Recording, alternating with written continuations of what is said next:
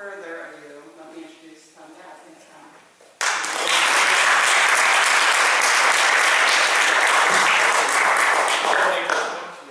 I was hoping we were going to get that thing. Yeah, that's great. An incredible person. So check it out. The Bible. The plans for tonight, very casual. I'm going to give about a 6.5-minute speech, and you'll understand it is the introductory chapter to the book. And then I will read some select chapters. We will have chapter roulette after that, because there are 99 chapters and they're all fairly short. When that dies down, we'll open it up to Q&A and then we'll have some fun. So very casual this evening. Have you ever imagined your own funeral? Who will do the eulogy? Who will be the pallbearers? Who will attend or even care? I attended my own funeral. Let me explain. But before I do, I need to disclose that no one died or was injured in the making of this speech. On a typical day where I was happily playing solitaire and checking out Facebook at work, I got the call. June 6th, the anniversary of D-Day. Not World War II, Displacement. The day my 23-year job was eliminated. Just like that. It was all over. Hard work, tenure, and skills had nothing to do with this cost-cutting decision. Is it curious that my first thought wasn't to call my wife, but that I had to find a new Toastmasters club? On my ride to work on that fateful day, a news report announced 175,000 new jobs in the U.S., making the unemployment rate 7.6%. On my ride home, I was on the other side, one of the 11.7 million unemployed. To grasp the magnitude, take the entire population of New York City and add 4 million people. The call was like a shot to the head. My work identity was gone immediately. I was being put to rest. Condolences rolled in. Hugs happened. Tears flowed. How do people see you when you're gone? An old manager once asked if I ran through a wall, would people follow? At the time, I didn't know the answer. I needed to know the answer. That was a lifeline, a call to action. Fast forward 6 years later. I don't recall a more common day. A day of self-reflection. A chance to hover over my dead body and ask, was my life a career success? The notes flooded in. Tom, you touched me. Personally and professionally, more than you'll ever know. Tom, we love you. This is your next speech. I ran to the wall, and people followed. But how was I going to tell my 3 daughters that Dad was being sent to the farm just like his childhood dog?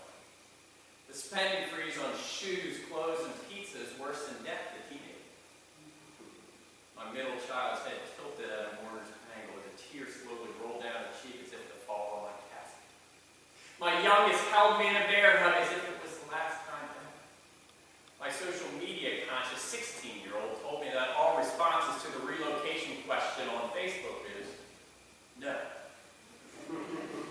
As if I had a choice. The denial, the anger, the acceptance, the exhaustive feeling impacting my family watched my own demise. But my support system refused to let the last nail go into the coffin as they put in a crowbar made of emails, phone calls, and leads. I was being necessitated. How many of you have a will prepared? A will reduces stress and chaos. The run through the wall question 6 years earlier had been my way. I didn't realize how it would prevent a professional passing. My eyes were wide open as I built an extraordinary career-saving and life-changing network.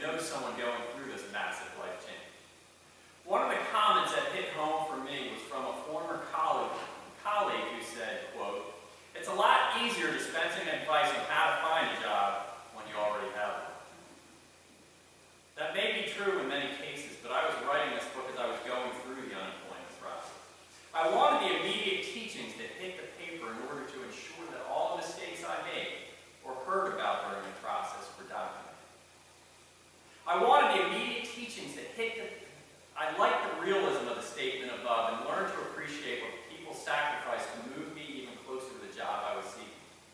I preferred practical advice rather than the countless times I'd heard a version of, quote, every time a door closes, a window opens. I say this not with mock contempt or a lack of appreciation for the sentiment, but I would get an awkward feeling that people were feeling sorry. I wanted movement in my pursuit of a new job, not sympathy. I wanted and needed to take action to achieve this goal. I had no time or energy to waste. Paradoxically, the window comments ultimately did come through. For those who said it or thought it, thank you from the bottom of my heart for teaching me another lesson. I wasn't simply getting sympathy. I was getting the support I required to move me forward in this journey.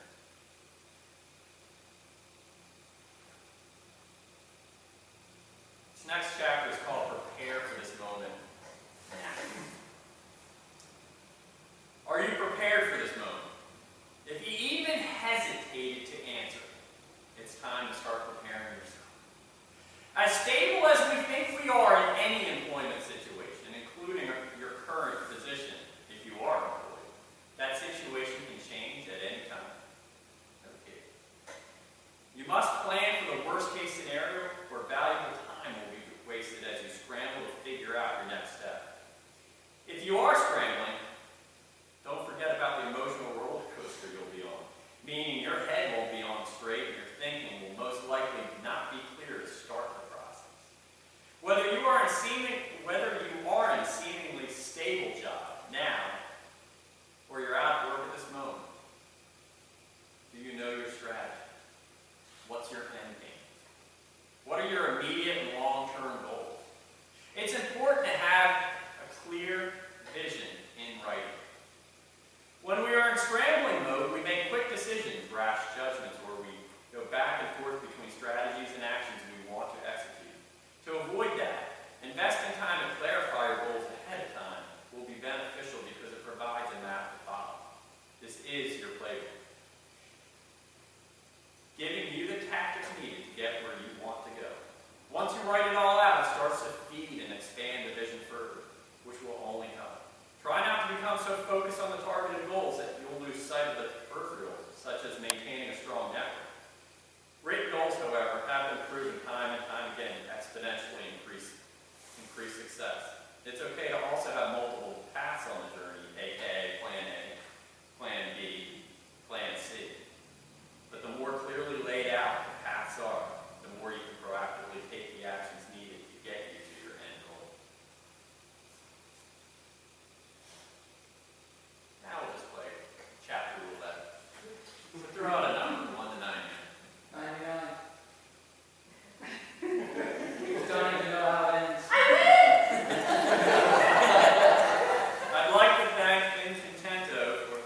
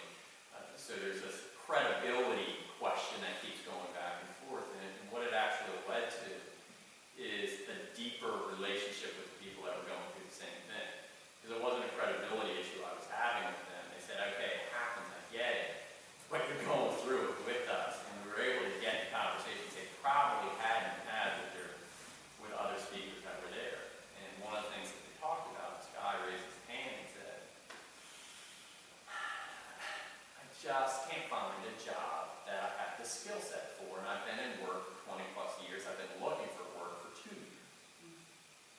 And he said, I just can't find it. And I'm looking at and reading these job descriptions and I don't get it. And so I'm going to give you the response that we ended up landing on. A lot of it was with Mary's help. It's called apply at greater than 50%. As someone who has written out many job descriptions, what do you think I'm looking for? I'm looking for the perfect candidate. Just like every other hiring manager and recruiter. The chances that I will find the perfect candidate are always slim.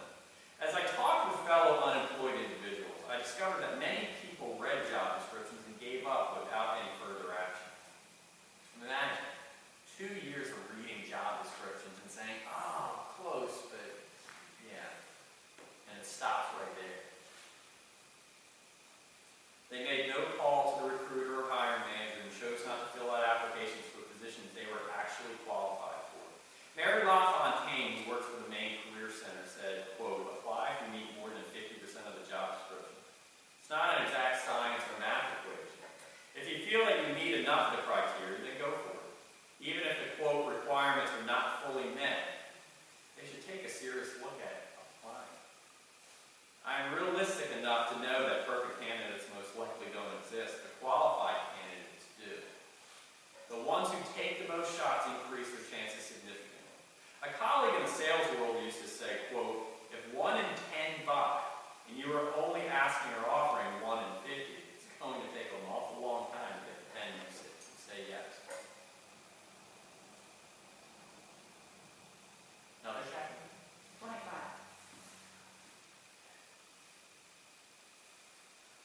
Aaron, I used your pink markers.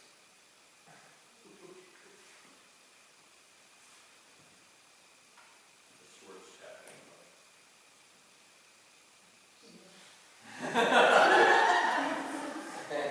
Ask the last question in the networking session. The question of all questions that must be asked in every networking session is what?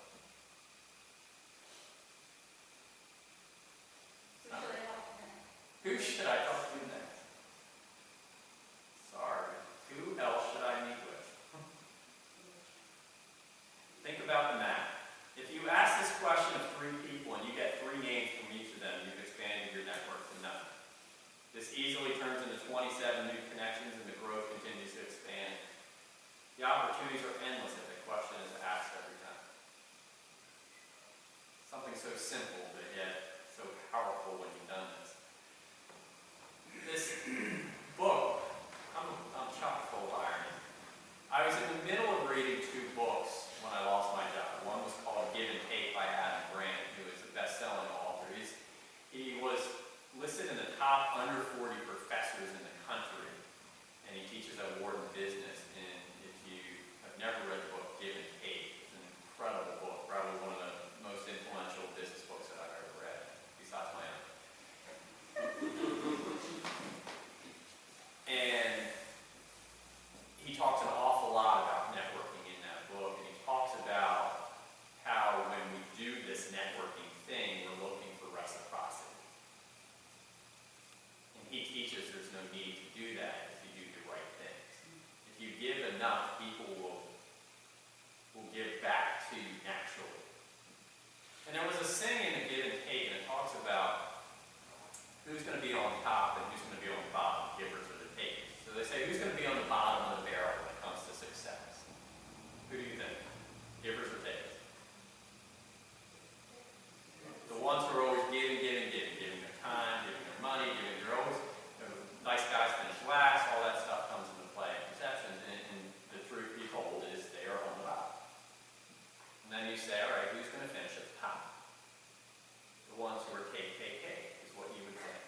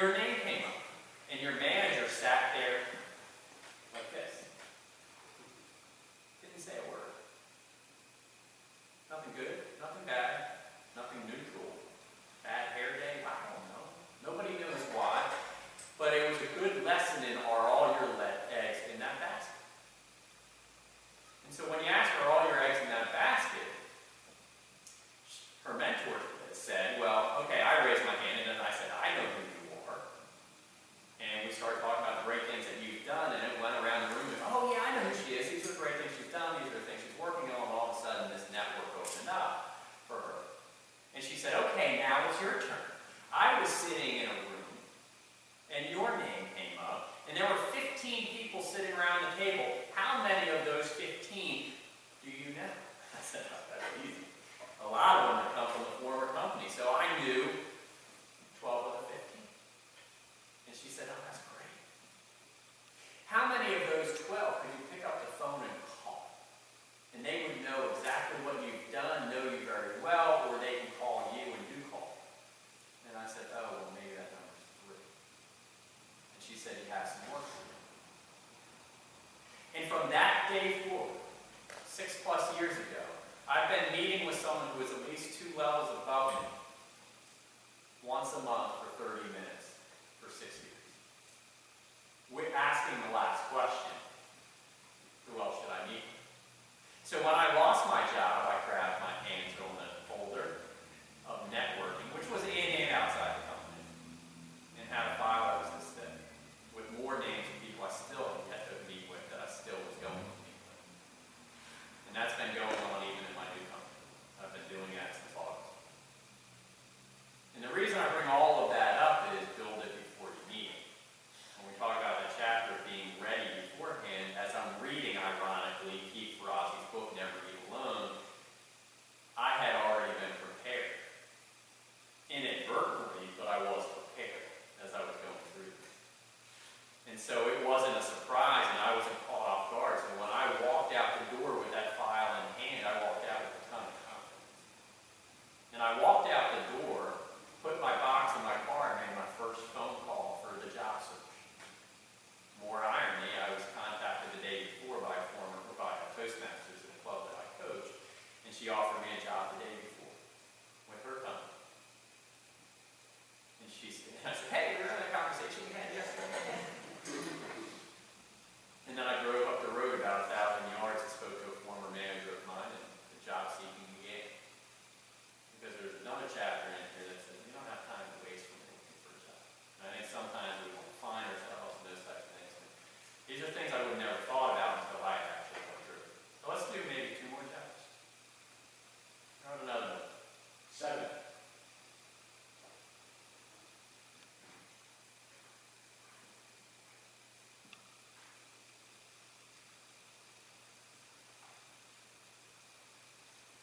So as I'm building my network, this chapter is called Build Your Castle. And this is a guy who knew someone who knew someone. And what you'll find in the networking is that it is a secondary network, not your direct contacts, friends, family, immediate colleagues you just started working or you just finished working with.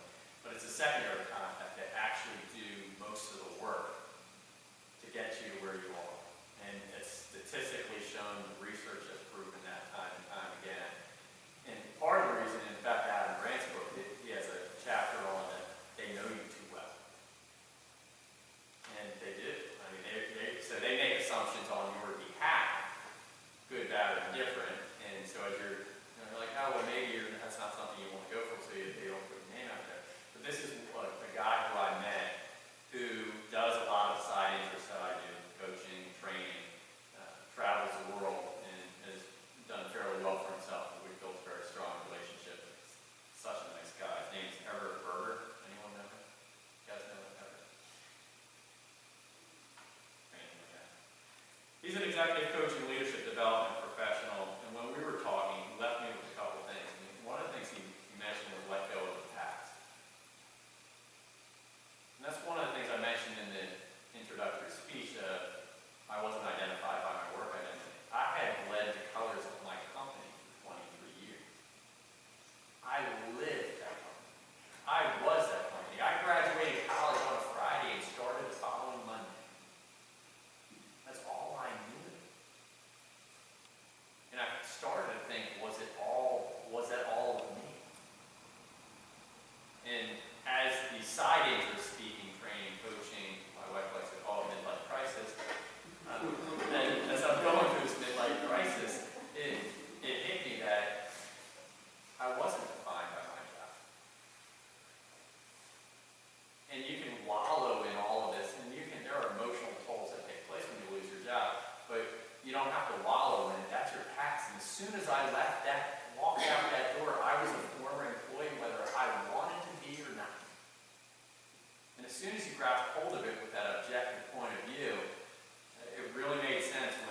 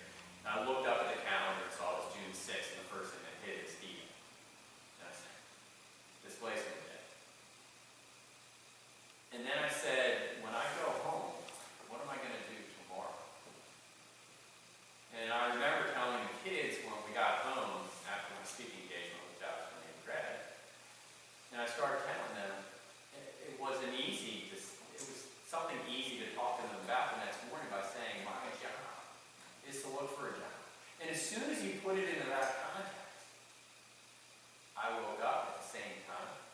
I went to my laptop at the same time. I unfortunately had to work an hour longer because I didn't have to commute.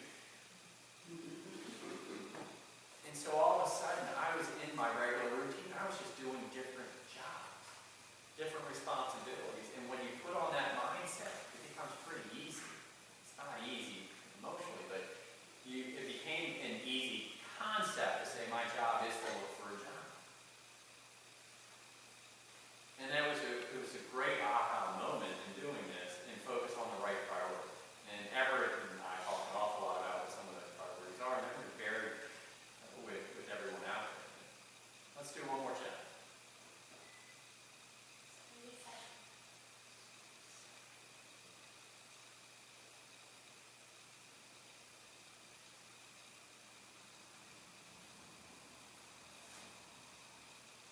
Fight your feelings of isolation. As isolated as we may feel in the sea of angst, we have a support system. Nice one name. The support can come from your immediate family, your extended family, your old friends, your new friends you meet along the way, your social network and your business network. It is not possible to do it alone. As much as we may feel alone in the process, it is critical to lean on the people around you for support, for a shoulder to cry on, for the push you need but may not want. Your success is dependent on the people around you. Statistically, the analysis will tell you that networking is the main reason for successful job searches. Even for a little bit of sanity during the process, you can use the people around you to help you think more clearly or to be a wall to throw something at to see if it sticks. As much as you may feel alone in the process, you are not. Just ask my running partner, Kevin. Okay, he's not a person, he's a dog. But the morning jogs with him were just as much of clearing my head as they were for physical wellness. So I'll open it up to Q&A. How long did it take you to start feeling like things felt normal? Because, we talked to a lot of people who do not seem to get beyond the angst of loss. And so I was just wondering for you personally, how long did it take you to begin to feel positive about life or looking for work? Yeah, that's a good question, and I'm probably, because of the story I shared with, I felt prepared. I never expected the day to come. I never wanted that day to come, and I never, even in the midst of the cost-cutting decisions that were going on all around me, when they made an announcement 37,000 jobs were going to be lost, I thought it was fantastic. And I wasn't cocky, but I was confident in my skill set that if something was to go wrong, then I'd still be okay. Someone will put me in the right place and people will take care of it. It didn't happen. But I was okay with that. And I felt 100%, not 99.9%. I really, truly felt 100% confident when I walked out the door that I would land something fairly short, in a short period of time. When you tell someone that you're confident that it's going to happen, when you're telling the children while they're there, what's that mean? And I said, my job is to look for a job. And I'm confident that I'm going to get it. I had to believe it. Because if it was empty words, if it was just words, I wouldn't have said it. And I truly did believe. I believed in the network I built. I was not normal in the sense of there is an emotional toll whether we want it or not. It's going to put a little bit of strain on if this thing extends a little bit longer. There's going to be a strain of, I'm going to wake up today and I'm going to be this close to a lead. Now what? And I'll tell you that the push forward and the focused approach of my job is to look for a job made me feel normal.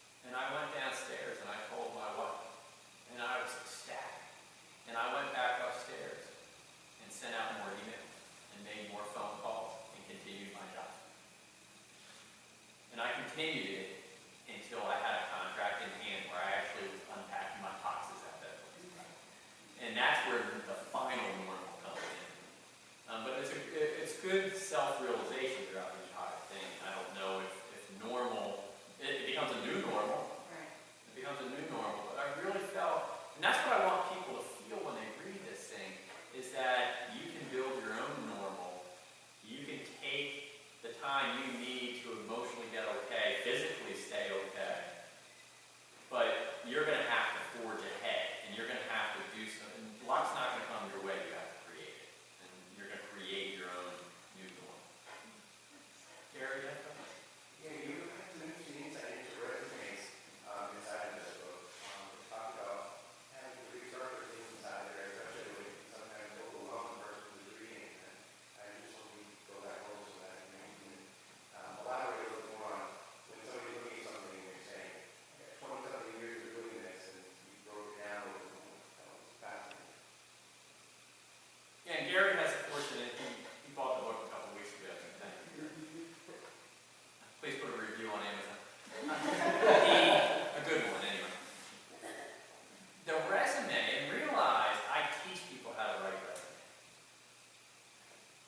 So there I am with the version that I have been using for 9 years. A 9-year resume, and once a quarter, I would go in and invest time and update it. Every 3 months, I'd go in and update my resume. So it was, the day I lost my job was within days of me already updating my resume. So when I lost my job, it was within an hour that I sent it out to everyone else. So it was ready.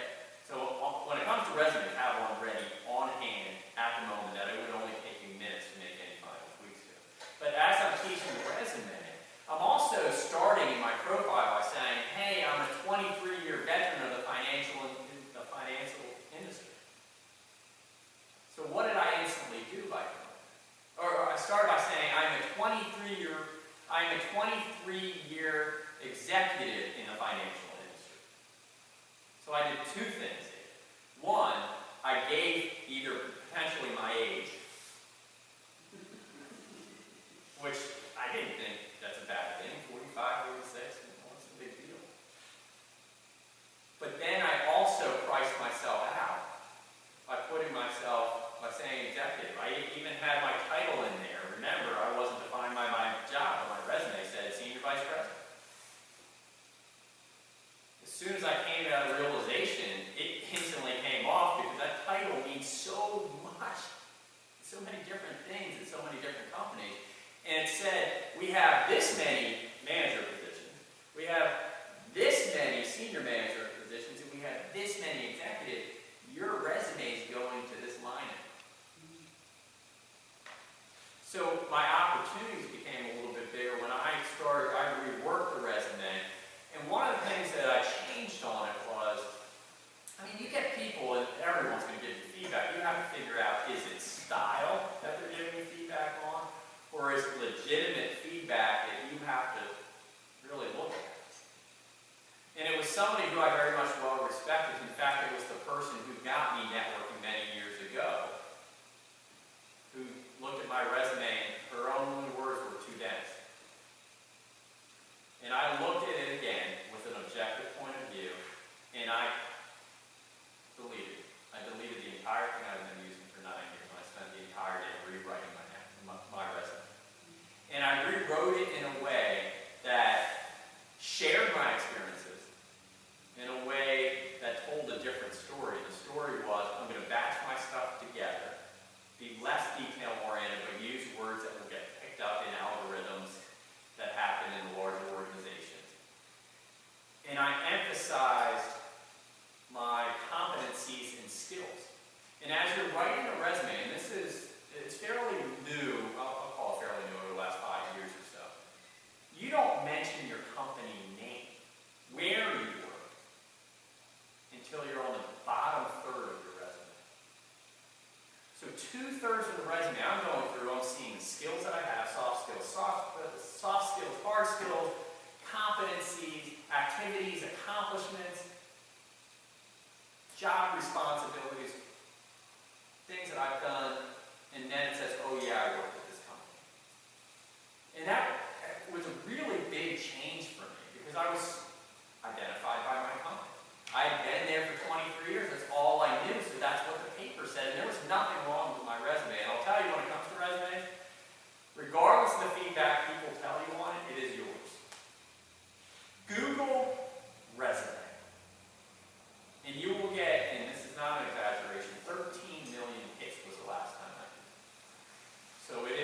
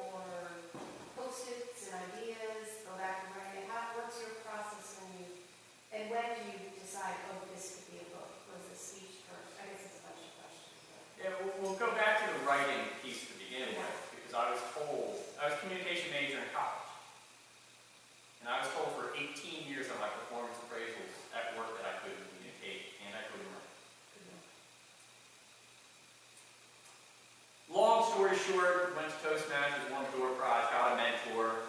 He wrote a book, had a CD. I said, hey, I can do something like that. Went home, wrote the outline, that became a transformation because I started to, because of Toastmasters, started to do speaking programs inside and outside the company on resume writing, networking, communication effectiveness. So I already had really the first 8 chapters of the transformation of the Dowd II. While I was waiting to get rejected by 27 different publishers, I started writing a public speaking one because I was doing a lot of competitions, and I couldn't find a good book that was practical enough and hit you square between the eyes that wasn't what's going on in your head. I didn't care what was going on in my head, but I just wanted practical advice that was easily digestible, and that's how I came up with the second one. This one was, all right, I've got a couple books, I just lost my job, hey, what else am I going to do? One of the first people I contacted, now remember I started this networking thing 6+ years ago. First person I ever met was an HR. And they say, go to someone in HR because they have this vision of the organization that no one else has. And then ask them who else should you meet with. He gave me this other guy's name.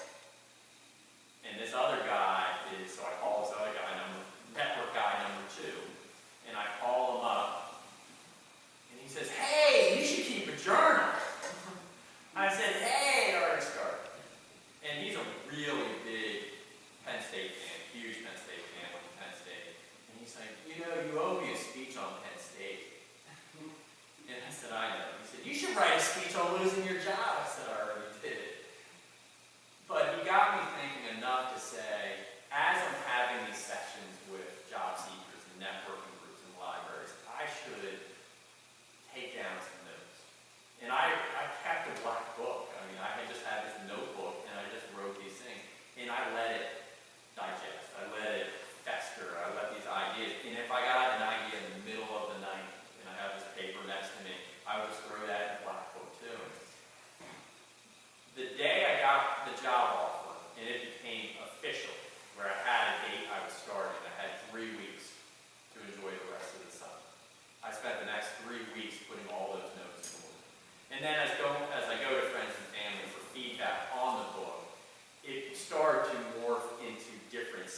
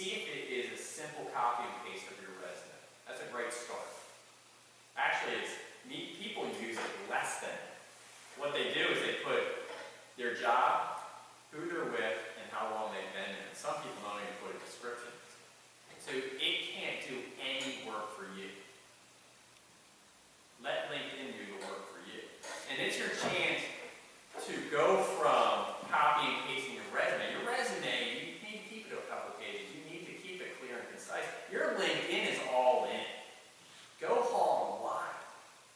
And they do these ratings on LinkedIn, and LinkedIn has sent me a couple notes back saying I'm in the top 95 percentile of completeness when it comes to LinkedIn because I use video.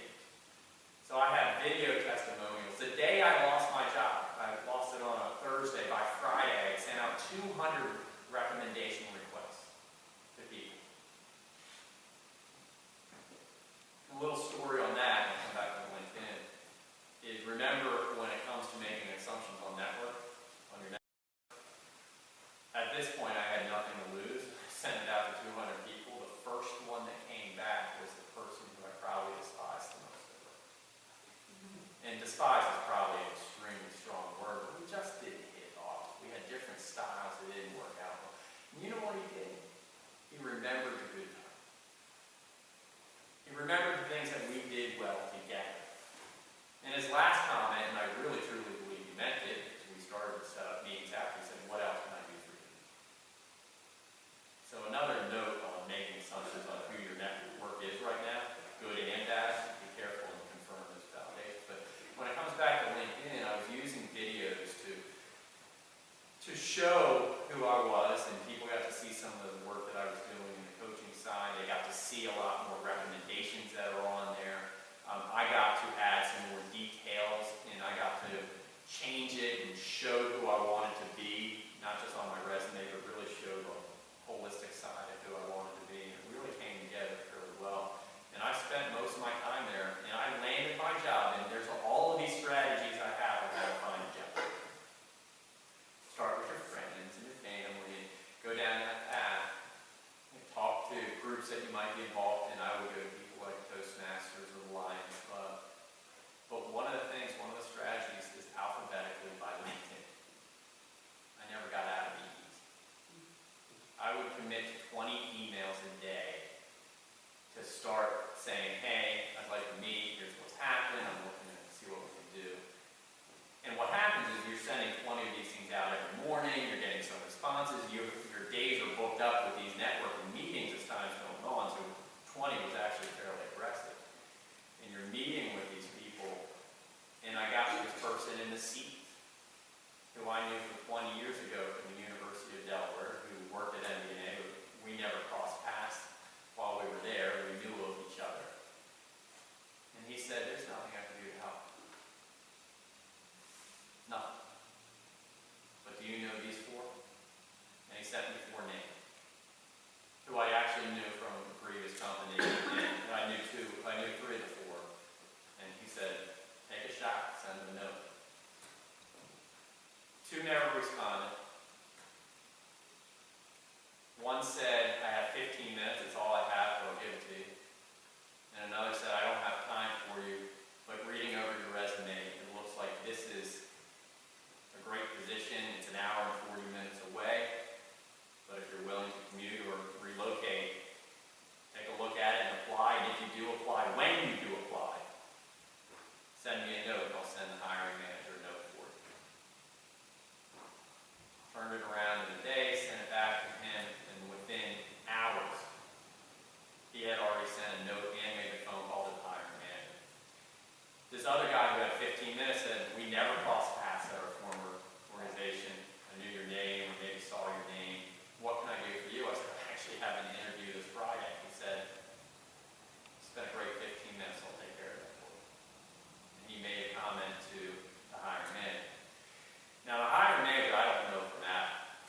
I don't know what level he is. I don't know if I didn't even know he was a hiring manager. I thought it was the first interview, line of interview. And he has this conversation, and he says, at the end of it, after a half hour, he said, "So, what do you think of U.S. soccer?" And we'll talk in about a week or so and see what happens from it. So I'm waiting for this call, and a week later came a job offer, not another interview. And it was because these 2 people had enough confidence in our conversations or in our past work or in the interactions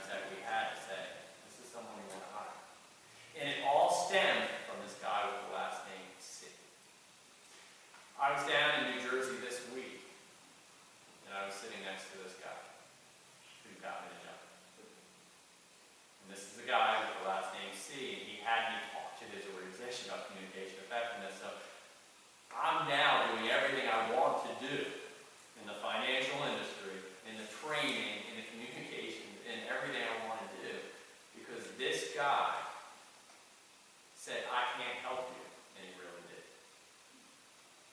So if anyone ever asks you, and this comes back to a lot of that give and take stuff I was talking about from Dowd Grant, this is the stuff that always comes back. 5 minutes can make the world of difference, and it is really the reason why I'm here doing what I'm doing right now. And it all starts with LinkedIn. To come back full circle. All right, any last questions out there? I have, Tom, I just from my experience, I want to add something to people. You're coming from a different world. I dealt a lot with going to the federal government, USA jobs. And you never know where jobs may be. But the one thing you have to learn is it's a whole different resume process. They want to know from the first breath you took, quote. And they also don't have personnel offices anymore. Their first pass resume is being done by a computer. They're picking out buzzwords. So you're doing, 1 and 2 word skill sets, and that's what the computer's picking up, and then forwarding it on. And everything's done online. But you never know